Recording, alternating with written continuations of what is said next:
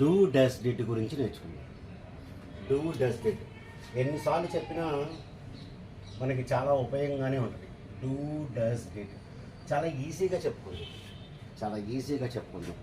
ఈ do does డిడ్లో మనం ఎక్కువగా ఇంగ్లీష్లో వాడేస్తూ ఉంటాం. డూ అంటాం, ఒక్కోసారి డస్ అంటాము, డిడ్ అంటాము. అంతా మనకి డూ ఎప్పుడు వస్తుంది, డస్ ఎప్పుడు వస్తుంది, డిడ్ ఎప్పుడు వస్తుంది అనేది మనకి ఎప్పుడూ తలనొప్పిగానే ఉంటుంది. కాబట్టి ఇప్పుడు ఒకసారి చూద్దాం, అసలు డీటెయిల్డ్గా నేర్చుకుందాం. ఈ వీడియో చూసిన తర్వాత ఇంకా మీకు డూ డస్ డిడ్ గురించి మీకు డౌట్ రాకూడదు. అది ఇప్పుడు గుర్తుపెట్టుకోండి, కొన్ని గుర్తుపెట్టుకోవాలి. డూ డస్ వచ్చేసి ప్రజెంట్ టెన్స్, డిడ్ వచ్చేసి పాస్ట్ టెన్స్. అది ఫస్ట్ మీరు గుర్తుపెట్టుకోవాల్సింది. అది మీరు ఎప్పుడైనా సరే డూ కానీ డస్ కానీ మీరు కనుక అడిగారు అంటే అది ప్రజెంట్ టెన్స్కి సంబంధించింది, అంటే ఇప్పుడు జరుగుతున్నాయి అన్నమాట. లేకపోతే రోజు జరిగే పనులు, దీని గురించి మీరు అడుగుతారు. అదే మీరు కనుక డిడ్ గురించి అడిగారనుకోండి, జరిగిపోయిన పనులు వాడతారు. జరిగిపోయిన పనులు గురించి మీరు అడుగుతున్నారు అనేది మీరు బాగా గుర్తుపెట్టుకోవాలి. అర్థమైందా మీకు? రైట్. డూ డస్ ఏమో ప్రజెంట్ టెన్స్ అంటాం, రోజు జరిగే పనులు. డిడ్ ఏమో జరిగిపోయిన పనుల గురించి మనం మాట్లాడుతూ ఉంటాం. ఈ ప్రజెంట్ టెన్స్లో మనకి ఈ డస్ అనేది ఎవరికి వస్తుందంటే హీ షీ ఇట్కే వస్తుంది. హీ షీ ఇట్కి మాత్రమే మనం డస్ అనేది వాడాలి. కాబట్టి ఈ డూ డస్ రెండు కూడా మనకి రోజు జరిగే పనులు అనమాట. ఇది గుర్తుపెట్టుకోండి, నేను రాస్తున్నాను. రోజు జరిగే పనులకు మాత్రమే వాడతారు. మీరు గుర్తుపెట్టుకోండి బాగా. డూ కానీ డస్ కానీ వాడారు అంటే మీరు రోజు జరిగే పనులకు మాత్రమే వాడతారు వీటిని. అలాగే మీరు డిడ్ గురించి మాట్లాడారనుకోండి, జరిగిపోయిన పనుల గురించి మాట్లాడతాం. ఈ రోజు జరిగే పనుల్లో డస్ కనుక వాడారంటే మీకు పక్కన హీ షీట్లు రావాల్సింది. మనం చిన్న ఎగ్జాంపుల్ చూసుకొని మనం ఈ ఎట్లా వాడతారు, ఎట్లా క్వశ్చన్స్ చేస్తారని మనం నేర్చుకున్నాం. ఇది ఇంతవరకు మీరు బాగా గుర్తుపెట్టుకోవాలి. డూ డస్ రోజు జరిగే పనులకు వాడతారు. డిడ్ జరిగిపోయిన పనులకు వాడతారు. Okay, right. ఇప్పుడు ఎప్పుడప్పుడు వస్తాయి అనేది మనం చూద్దాం. ఇప్పుడు చూడండి, డ్రింక్ అనే వర్డ్ ఉంది. ఈ డ్రింక్ అని రాస్తారు, ఒక్కోసారి డ్రింక్స్ అని రాస్తారు, ఒక్కోసారి డ్రాంక్ అని చెప్పి రాస్తారు. ఇవి మీరు బాగా గుర్తుపెట్టుకోండి. 3 ఒక్కోసారి డ్రింక్ వాడతాం, ఒక్కోసారి డ్రింక్స్ అని వాడతాం, ఒక్కోసారి డ్రాంక్ అని వాడతాం. ఇప్పుడు చూడండి, డ్రింక్స్ అని ఎప్పుడన్నా మీకు వచ్చిందనుకోండి సెంటెన్స్లో, అంటే దానికి ఎస్ ఫామ్ యాడ్ అయిందనమాట. కాబట్టి ఇక్కడ మీరు కంపల్సరీగా డస్ అనేదే వాడాలి. అది కాబట్టి ఎస్ ఫామ్ వచ్చినప్పుడల్లా కూడా మీకు డస్ వస్తుంది. అంతకంటే మనకి ఇంకేముంటుంది గుర్తు? మీరు సెంటెన్స్లో ఎస్ ఫామ్ వచ్చిందనుకోండి, ఎమ్మటే మీకు డస్ అనేది రావాలి. ఇది చూడండి, డ్రాంక్ అనేది ఏంటి? Past tense. డ్రింక్, డ్రాంక్ రెండో ఫామ్. కాబట్టి డ్రాంక్ వచ్చింది కాబట్టి ఇక్కడ మనకి డిడ్ రావాలి. డ్రాంక్ అని వచ్చినప్పుడు మనకి డిడ్ రావాలి. చూసారా? పాస్ట్ టెన్స్ వచ్చింది కాబట్టి డిడ్ వచ్చింది. వెర్బ్కి ఎస్ ఫామ్ వచ్చింది కాబట్టి డస్ వచ్చింది. ఇప్పుడు ఇది చూడండి, దీనికి ఎస్ ఫామ్ లేదు, పాస్ట్ టెన్స్ కాదు. ఇలాంటప్పుడు మీరు డూ అనేది రాసుకోవాలి. ఇది మీకు బైఫర్కేషన్ అనమాట. డూ డస్ డిడ్ గురించి ఇంతకంటే ఈజీగా చెప్పడం కష్టం. కాబట్టి మీరు బాగా రిపీట్ చేసుకోండి. డూ డస్ ఎప్పుడు కూడా రోజు జరిగే పనులకే వస్తాయి. డిడ్ అనేది జరిగిపోయిన పనులకు వస్తాయి. కాబట్టి డ్రింక్ వచ్చినప్పుడేమో డూ వచ్చింది, డ్రింక్స్ వచ్చినప్పుడేమో డస్ వచ్చింది, డ్రాంక్ వచ్చినప్పుడేమో పాస్ట్ టెన్స్ వచ్చింది. ఇంకొక వెర్బ్ తీసుకొని ఎప్పుడప్పుడు వస్తుందో చూద్దాం. ఇప్పుడు చూడండి, స్లీప్స్, స్లెప్ట్.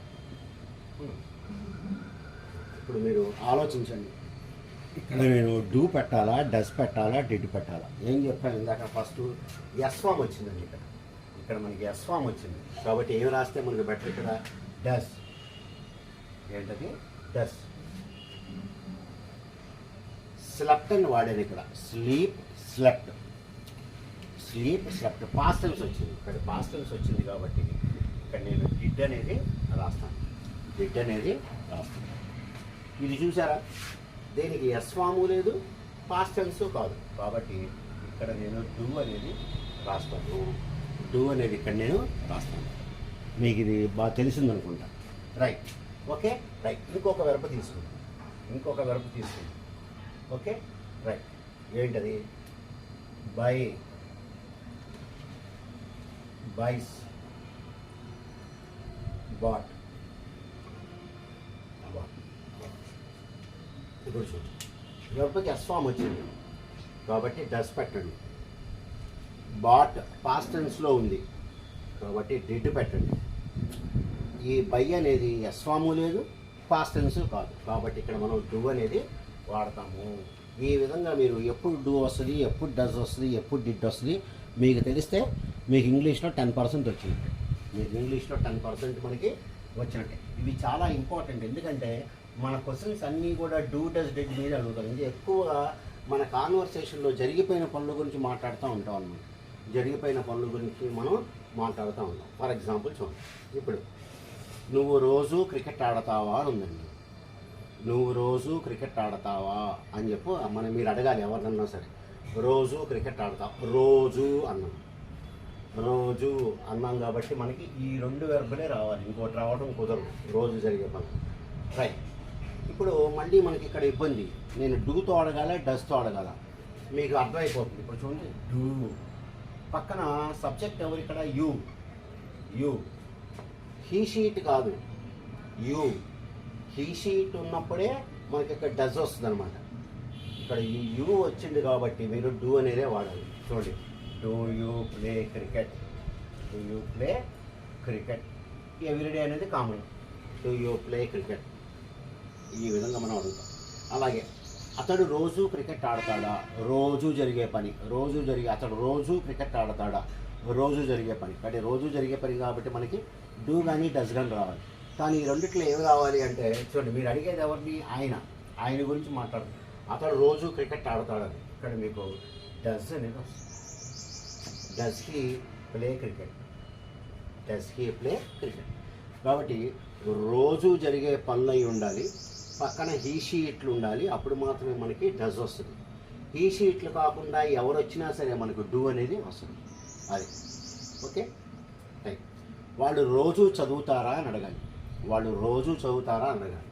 కాబట్టి మీరు ఎవరి గురించి వాడుతున్నారు? వాళ్ళు గురించి వాడుతున్నారు, వీళ్ళ గురించి మాట్లాడుతున్నారు మీరు, దే గురించి. అది హీ షీట్ కాదు కదా, హీ షీట్ కాదు కదా, కాబట్టి మనం ఇక్కడ డూ అనేది వాడతాం. Do they study everyday, do they study everyday అని చెప్పి మనం రాస్తాం అన్నమాట. ఓకే, కాబట్టి మీరు ఏం గుర్తుపెట్టుకోవాలి? డూ కానీ డస్ కానీ మనకి రోజు జరిగే పనులకు వస్తాయి. ఈ రోజు జరిగే పనుల్లో కూడా డస్ ఏమో హీ షీట్కి వస్తుంది, డూ ఏమో హీ షీట్ కాకుండా ఎవరున్నా సరే మనకి వచ్చేస్తుంది. ఇది మీరు బాగా ప్రాక్టీస్ చేయాలి. రైట్. ఇప్పుడు చూడండి, నువ్వు రోజు మామిడికాయలు అమ్ముతావా అని అడగాలి ఒక ఆయన్ని. నువ్వు అంటే యూతో అడుగుతున్నారు కాబట్టి డజ్ రాదు ఇక్కడ. యూతో అడుగుతున్నారు కాబట్టి డజ్ రాదు, కాబట్టి మనకి ఏమొస్తుంది? డూ వస్తుంది. అందులో రోజు జరిగే పని. So do you cell mangoes, ఏమయ్యా నువ్వు రోజు మామిడికాయలు అమ్ముతావా, నువ్వు రోజు అమ్ముతుంటావా? అది. ఇప్పుడు రామ రోజు మామిడికాయలు అమ్ముతాడా అని రాయాలి. రామ రోజు మామిడికాయలు అమ్ముతాడని అంటే ఇక్కడ మీరు ఇక్కడ ఎవరి ప్లేస్లో పెడుతున్నారు? ఇక్కడ రామ అని పెడుతున్నారు. రామ అంటే హీయే కదా, కాబట్టి హీ వచ్చింది కాబట్టి డస్ రామ సెల్ మ్యాంగోస్, ఈ విధంగా మనం ఏం చేస్తామంటే డూ డస్ని మనం జాగ్రత్తగా వాడుకుంటాం. ఇవి మీకు బాగా వస్తే మీకు కాన్ఫిడెన్స్ పెరుగుతూ ఉంటుంది. బాగా పెరుగుతూ ఉంటుంది. నాకు కూడా వచ్చేసింది ఇంగ్లీష్ అని చెప్పి. రైట్. ఇప్పుడు ఒక ఆయన్ని మీరు ఏమడుగుతున్నారంటే నువ్వు రోజు ఎక్సర్సైజ్ చేస్తావా అని అడగాలి.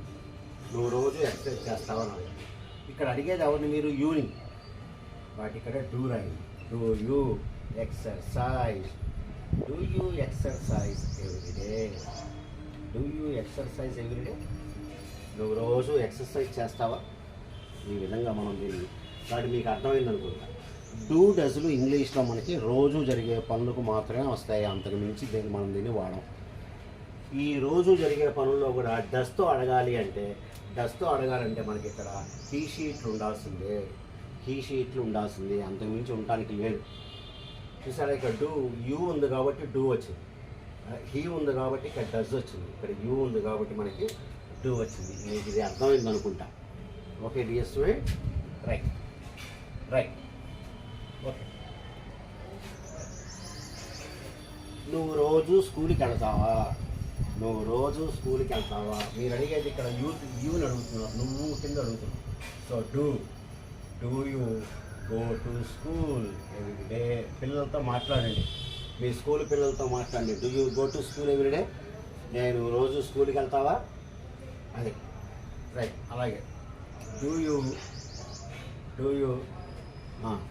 నువ్వు రోజు ఇక్కడికి వస్తావా? డూ యూ కమ్ హియర్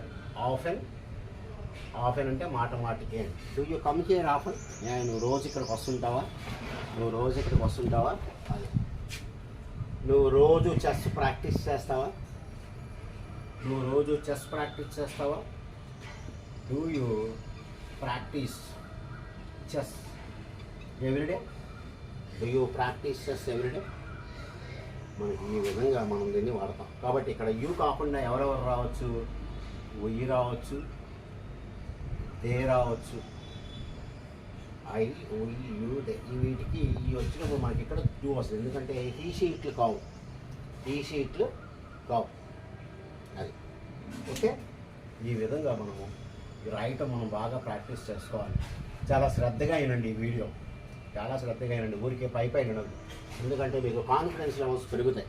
ఇప్పుడు చూడండి, అతడు ఇంగ్లీష్లో మాట్లాడతాడా అంటే ఎప్పుడూ మాట్లాడతాడా అని, అంటే రోజు జరిగే పని. కాబట్టి ఇక్కడ మీరు అడిగేది ఎవరిని? హీతో అడుగుతున్నారు. అతడు ఇంగ్లీష్ మాట్లాడతాడా రోజు? కాబట్టి ఇక్కడ ఏం పెడతారు మీరు? Does he speak English? రోజు మాట్లాడతాడా? అతను ఎప్పుడు ఇంగ్లీష్లో మాట్లాడుతుంటాడా? అది రైట్. అతను రోజు నదిలో ఆమె రోజు నదిలో ఈత కొట్టుద్దా? ఆమె డస్ షీతో అడుగుతున్నారు కాబట్టి డస్ వచ్చింది. Does she swim in the river? గుర్తుపెట్టుకోండి, డూ డస్ వచ్చింది అంటే మనకి రోజు జరిగే పనులే. ఇది మీరు బాగా గుర్తుపెట్టుకుంటే మీకు ఇంగ్లీషు చాలా బాగా వస్తుంది. కాబట్టి జాగ్రత్తగా దీన్ని 2-3 సార్లు వీడియో మొత్తాన్ని కూడా చూడండి. Okay right.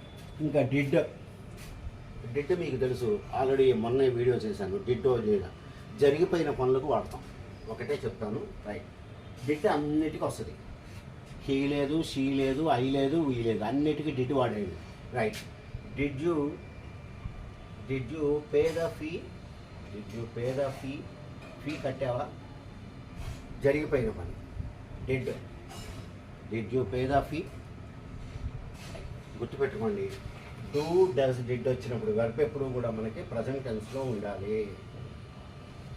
Do does did వచ్చినప్పుడు పక్కన ఉండే వెర్బ్ ఎప్పుడు కూడా మనకి ప్రజెంట్ టెన్స్లో మనకి ఉండాలన్నమాట. So dear students, right. మీకు వీడియో నచ్చితే లైక్, షేర్ అండ్ సబ్స్క్రైబ్ చేసుకోండి. మీ కామెంట్స్ పెట్టండి. Okay, good day to you all.